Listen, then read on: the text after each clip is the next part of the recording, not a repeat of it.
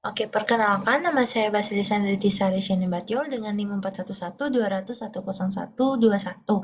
Saya merupakan mahasiswi semester 5 Fakultas Teknik jurusan Teknik Sipil Universitas Mercubuana Jakarta.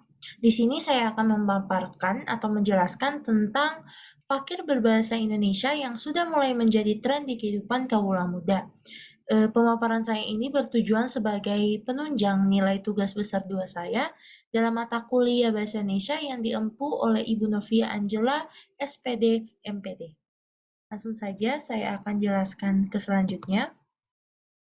Ada latar belakang. Latar belakang dalam pemaparan ini yaitu bahasa Indonesia merupakan bahasa utama bangsa Indonesia yang telah diresmikan sebagai bahasa negara sejak 18 Agustus 1945 pada Undang-Undang Dasar 1945 Bab 15 Pasal 36. Bahasa Indonesia menjadi lambang identitas nasional sekaligus sebagai jati diri masyarakat Indonesia sebagai penutur asli bahasa Indonesia. Bahasa Indonesia juga berfungsi sebagai bahasa nasional, yaitu sebagai alat dalam menyatukan berbagai suku bangsa dengan latar belakang sosial budaya dan bahasa yang berbeda. Bahasa Indonesia menjadi pemersatu di berbagai macam bahasa lokal yang dimiliki oleh bangsa Indonesia.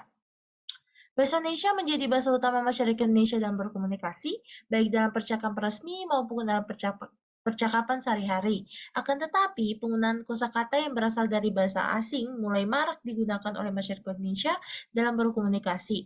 Kosakata tersebut mulai menyebar luas dengan mempengaruhi masyarakat dalam berkomunikasi, baik secara langsung maupun tidak langsung. Bisa saja kosakata ini masuk dalam percakapan sehari-hari, terutama kaula muda sebagai objek yang menjadi objek langsung dalam pengglobalisasi dunia.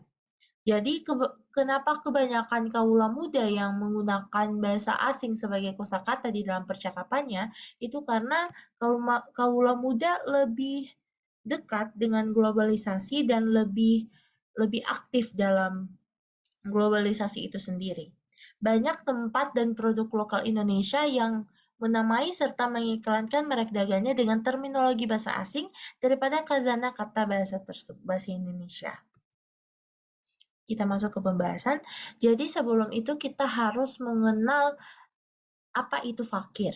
Fakir atau dalam bahasa Arab ditulis seperti demikian. Secara etimologi berasal dari demikian yang berupa lafaz fagara yang berarti melubangi dan menggali. Kemudian apabila kata fagara dibaca huruf fa-nya, maka akan sama artinya dengan fakir yang bermakna menjadi miskin. Sementara menurut Kamus Besar Bahasa Indonesia atau KBBI, kata fakir diartikan secara langsung dengan menyegajanya seseorang untuk menderita kekurangan atau orang yang sangat kekurangan dan orang yang sangat miskin. Secara terminologi, fakir didefinisikan sebagai berbagai macam makna, sesuai dari segi apa fakir itu ditinjau. Secara umum, fakir dipandang sebagai ketidakmampuan seseorang atau lemahnya orang dalam melakukan sesuatu. Ketidakmampuan itu menyebabkan seseorang tidak memiliki apa-apa, baik pekerjaan maupun usaha. Melihat pandangan fakir secara umum, kata fakir hampir serupa dengan kata miskin yang juga dimaknai dengan orang yang tidak punya apa-apa atau orang-orang yang sangat butuh pertolongan. Dengan adanya keserupaan ini, tidak jarang kata fakir disandingkan dengan kata miskin. Jadi bisa dibilang fakir berbahasa Indonesia adalah miskin berbahasa Indonesia atau dalam artian mereka mengurangi penggunaan bahasa Indonesia dan malah menggunakan kosakata bahasa asing. Lalu padanan kata bahasa Indonesia yang tergantikan oleh bahasa asing dalam kehidupan sehari-hari. Ini saya menyajikan beberapa contoh, ada 3 contoh. Yang pertama contohnya barcode. Barcode itu biasa kita lihat di pusat pembelanjaan atau kode batang di balik kemasan. Kita lebih sering menyebut barcode daripada kode batang. Kata barcode ini kita gunakan saat berkaitan dengan kebutuhan untuk mendapatkan informasi tentang suatu produk atau barang di berbagai media. Padanan kosakata ini adalah kode batang. Jadi bahasa Indonesia itu kode batang. Jadi contoh kalimat kode batang dari barang ini ada di balik kemasan seperti itu. Yang kedua adalah laundry. Laundry atau bisa dibilang orang Indonesia sering menyebut laundry. Laundry. Kata laundry ditemui di sekitaran lokasi yang dekat dengan tempat tinggal atau pemukiman. Banyak iklan bertebaran menggunakan kata ini. Sebenarnya sudah ada padanan kosakata dalam bahasa Indonesia, yakni penatu. Jadi kalau secara benarnya itu Pak Ahmad membuka usaha penatu di dekat rumahnya mulai tahun ini, seperti itu. Lalu yang ketiga itu ada fotokopi atau banyak orang yang menuliskan itu berbeda dengan barcode dan laundry yang memang bahasanya itu bahasa Inggris lalu diucapkannya juga berbeda dengan bahasa Indonesia. Sementara untuk fotokopi itu kita menyebutkan secara benar, tapi mungkin eh, kata-katanya itu salah. Jadi kita pakai pakai kata kata bahasa Inggris, jadi PHOTOCOPY gitu, daripada fotokopi.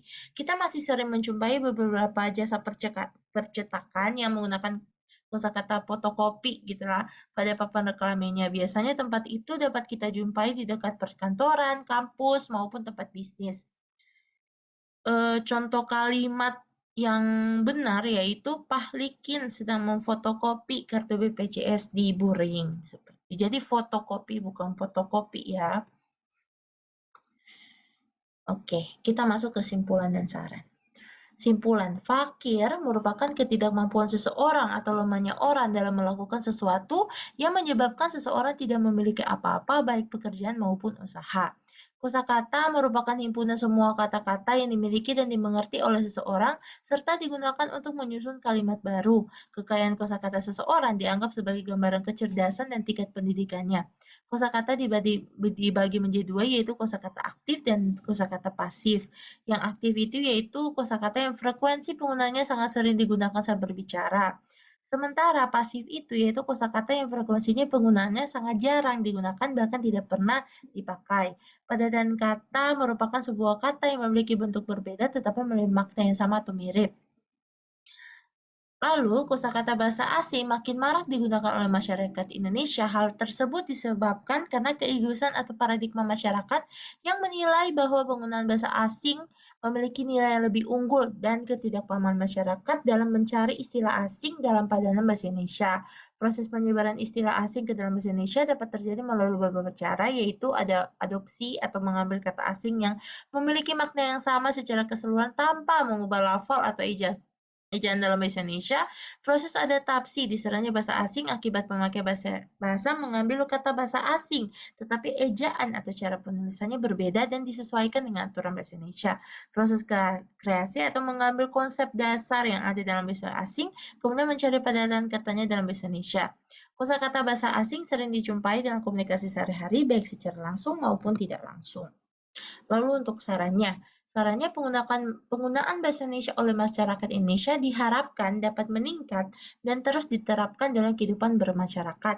Hal ini dapat dilakukan dengan melakukan pemupukan perasaan cinta dan bangga terhadap bahasa Indonesia. Jadi kita daripada kita menggunakan bahasa asing yang bisa dibilang keren, lebih baik kita bangga dengan bahasa kita karena sebenarnya bahasa Indonesia adalah bahasa yang sangat puitis, sangat amat mencerminkan bagaimana Indonesia itu sendiri. Perasaan cinta dan bangga terhadap bahasa Indonesia inilah yang akan meneruskan masyarakat untuk mempelajari dan menggunakan bahasa Indonesia.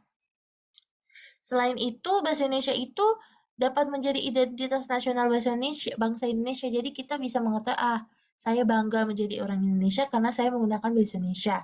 Hal tersebut dapat dilakukan dengan membiasakan para siswa atau mahasiswa atau para pelajar, bisa dibilang kawula muda yang akan melanjutkan estafet kenegaraan ini untuk membaca Kamus Besar Bahasa Indonesia karena di dalamnya terdapat khazanah kata bahasa Indonesia yang tak terkira. Dengan demikian, pemahaman akan padanan kata bahasa Indonesia dapat meningkat. Mungkin itu saja yang bisa saya sampaikan. Kurang lebihnya saya mohon maaf. Terima kasih sudah menonton.